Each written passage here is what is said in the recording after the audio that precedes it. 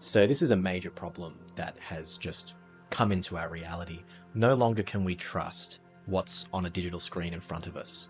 This is real content. I am a real person speaking to a camera. I think the imperfections probably sell that to you, but it's not going to take very long at all for literally anything that we currently see on a screen to be able to be faked and replicated by AI. It can already do really high quality stuff. It's not going to take it very long to, create false authenticity and imperfections so that you really don't know what is human created and what is AI created. And it's going to be a really big deal.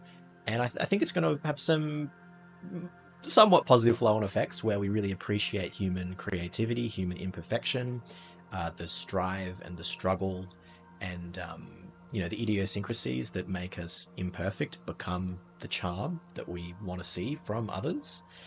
But it is really concerning. It's really concerning, and this is part of the era that we're living through. We're living through this era of massive consciousness expansion, and it comes with massive technological expansion, and it comes with conflict, but it also comes with togetherness and cooperation and seeing the truth in all perspectives. And we're just going to have to ride this wave. It's going to get pretty gnarly. It's going to get pretty gnarly and pretty ugly. And this is where something like frequency matters. Frequency actually matters a lot here. If you're just limited in your understanding of the world by information that's coming through to you, a video that's being fed to you, a speech that you're digesting in some context, you're never going to have enough information to really be able to make an assessment of what's going on. And it's like the intellect can't get us out of this mess. There's no higher degree of intellectual intelligence that's going to make us fix these problems. The solution actually needs to be a shift in the state of our collective consciousness. We need the work to happen internally in everyone on the individual level in order to fix these problems, because how are we going to reach people indirectly through media anymore? It's just all being corrupted. The algorithm is corrupted. The things that people do with their time, it's been corrupted. It's all just productized so that you put as much of your energy as possible into consuming, and there's no concern for truth or educational value or quality. It's just simply not relevant. The only thing that matters is the metrics of whether you're watching it. And look, this isn't good. I think you're going to need to be more discerning as a consumer. You're going to need to actually tell the algorithm, I don't want this stuff. This content that you're giving me, even though it fulfills me and it is entertaining, I need to consciously make choices, hit dislike, don't watch the video, and try and get your feed becoming something that is more representative of your state of consciousness.